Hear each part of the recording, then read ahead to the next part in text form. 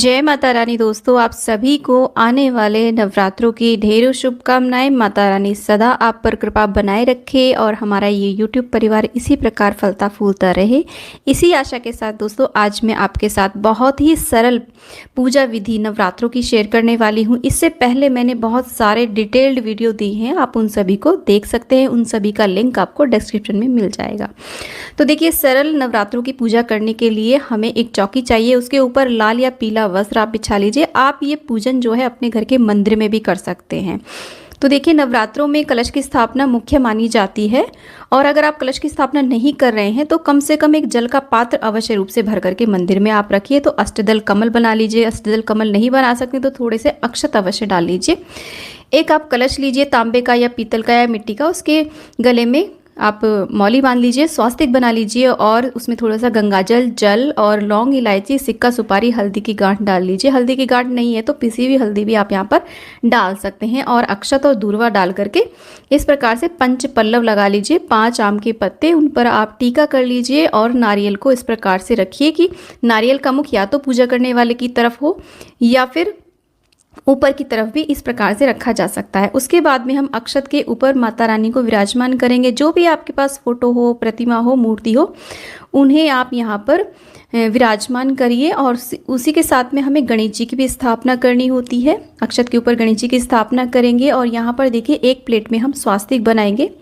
इस प्रकार से रोली से स्वास्तिक बनाइए, उसे हम माता रानी के साइड में रखेंगे और यहाँ पर उन्हें रखेंगे हम यहाँ पर ज्वारे। ये ज्वारे मैंने किस प्रकार से रोपे हैं इसका वीडियो चैनल पे आ चुका है, आप उस वीडियो को देख करके ज्वारे लगा देंगे। अगर आप ज्वारे नहीं बो सकते हैं तो बिना ज्वारे बोए भी आप अपना पूजन संपूर्ण कर सकते हैं। और उसके बाद में हमने जल का छींटा दे करके सामग्री के ऊपर अपने ऊपर हमने शुद्धिकरण कर लिया है, सभी पर जल का छींटा दिया है। और उसके बाद में हमने एक धूप दीप की यहाँ पर स्थापना कर दी है।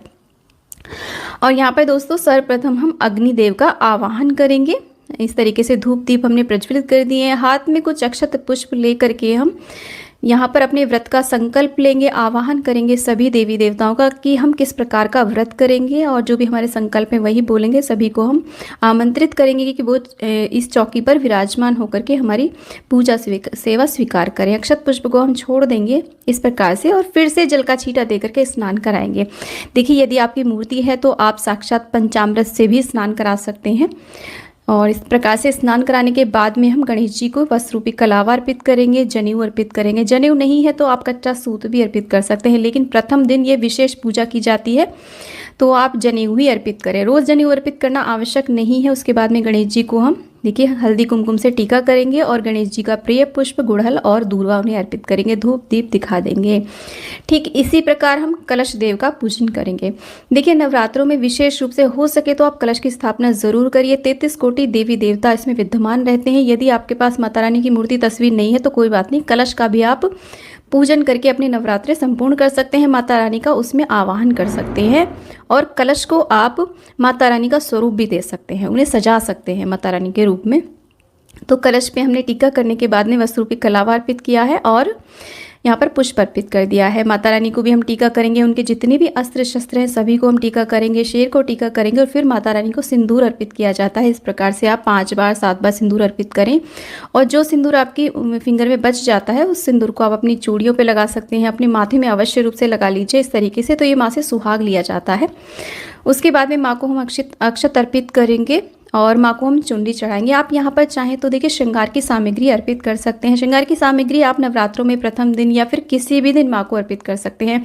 अष्टमी नवमी के दिन भी आप अर्पित कर सकते हैं, सप्तमी के दिन भी अर्पित कर सकते हैं। चुनरी हमने माँ को उड़ा दी है। उसके बाद में हम माँ को धूप दीप दिखा देंगे और ये जो हमने ज्वारे खेतरी बोई है इनका भी हम पूजन करेंगे और यहाँ पर दीपक का भी हम पूजन कर देंगे इस प्रकार से।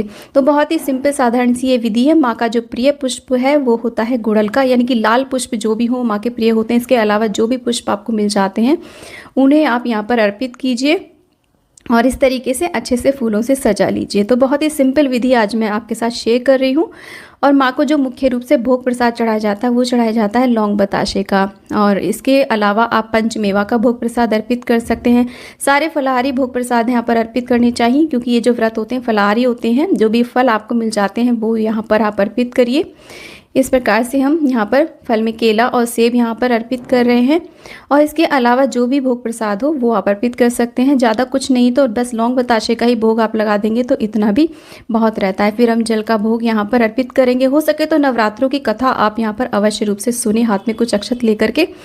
और नवरात्रों में हवन अवश्य रूप से किया जाता है, जिससे हम अग्यारी कहते हैं ना, वो ज़रूर करनी चाहिए। बहुत ही छोटा सा हवन होता है, इसकी वीडियोस भी चैनल पे हैं, आप ज़रूर देखें। तो कपूर जला करके हम गाय के गोबर के उपले को सुलगा लेते हैं, उसके ऊपर कपूर जला करके हम अग्नि प्रज्वलित कर लेते हैं। और फिर उसमें देखिए इस तरीके से आप गोले के टुकड़े चढ़ा सकते हैं। अगर आपके पास आम की लकड़ियाँ नहीं हैं, जो सूखा नारियल होता है ना, उसके आप इस प्रकार से टुकड़े चढ़ा करके हम हवन करेंगे। इसके बाद में माता रानी को लौंग के जोड़े अवश्य रूप से चढ़ाए जाते हैं। परिवार का प्रत्येक सदस्य ये लौंग के जोड़े अवश्य चढ़ाए और इस पूजा को सभी जने मिल करके साथ साथ करें तो घर में बहुत ही ज़्यादा शुभता आती है। तो लौंग को हम इस प्रकार से देखिए घी में डुबो करके माँ का मंत्र बोलते हुए ओम दुम दुर्गाय नमः बोलेंगे, या फिर ओम ऐं ह्रीं क्लीं चामुंडाय विच्चय बोल करके हम ये लौंग के जोड़े अर्पित करेंगे। साथ में बताशा भी अग्नि में ज़रूर अर्पित किया जाता है, घी में लगा करके। आप लौंग बताशे को एक साथ भी इस अग्नि में डाल सकते हैं।